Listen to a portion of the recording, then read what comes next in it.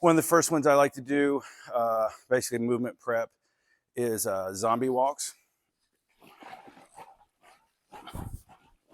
and then backwards. You'd be surprised how many can't do that.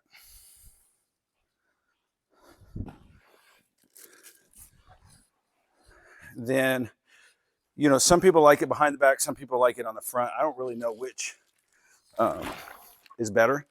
All right, but I like doing soft toss. You can do singles like this and start to get them, introduce them to this. My favorite though is doubles.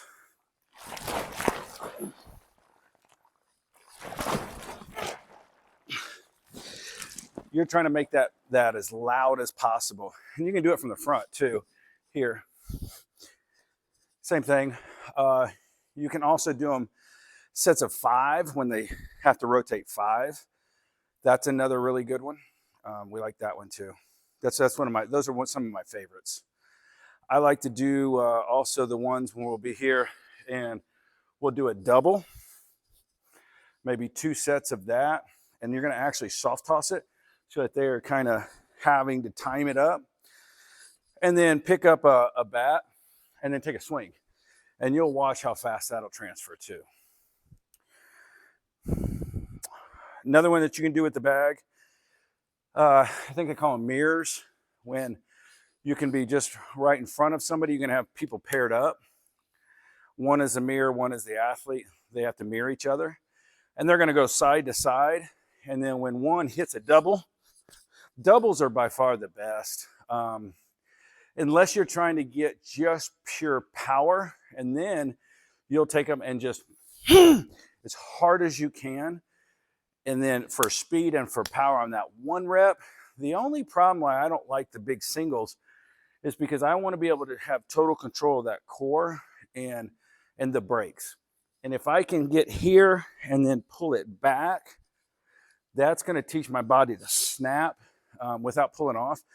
You will notice 100%, I'll argue anybody on this, and once they really get into them, is the balls that you hit middle away, once you get on the bags, is enormous because they're able to hit here and stay through that ball versus kind of peeling off of it. You're also going to find that with the bags, you'll find them kind of, are they coming up and off? Okay, that's not good either. So it'll really get them in the brakes here. One of my favorites to find out, are they peeling off or do they have good control here, is just like your step back drill, but do it with a bag.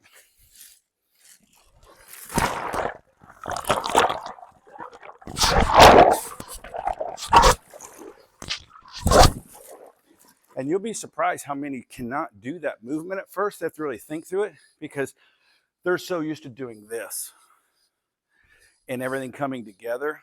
We know that we want the front heel and the hands to go away from each other. They can't separate. You'd be surprised how many can't do that. That's another really good one.